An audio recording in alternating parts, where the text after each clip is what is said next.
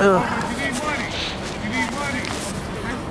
am very grateful to have this opportunity to speak to you, though I don't know that I have anything to add to such distinguished speakers.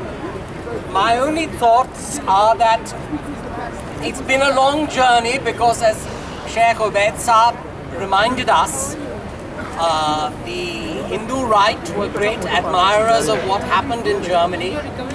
And in fact, Narendra Modi's great hero, who is from my part of India, this terrible man Savarkar, at the time of Kristallnacht, he gave a speech in Pune, at which he explained, he said, what has happened in Germany now, I respect, I applaud it. It is not that I have a particular animus against the Jews, but he explained, I believe that the people of a nation state should have complete control over that nation state and should have the right to do anything to any minority. And this is the very platform on which the Hindu right has risen to power and today causes so much harm to so many Indians.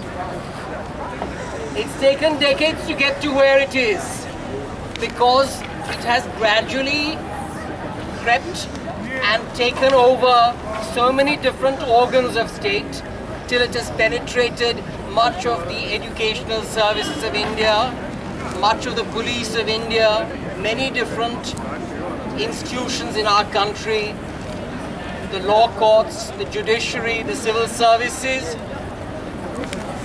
until finally it has actually come to office at the center and rules our country.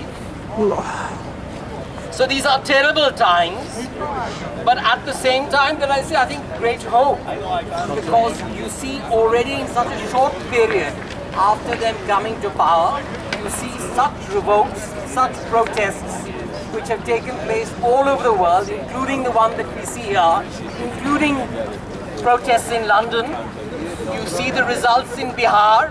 You see a large number of Indian academics, scholars and other distinguished people returning awards. You see Indian academics abroad, in America, in England, other countries, all protesting. So I think these are really hopeful signs. But I think all of us, myself included, will not rest until we see this terrible man brought to justice and justice done for those victims of Gujarat. Thank you so much.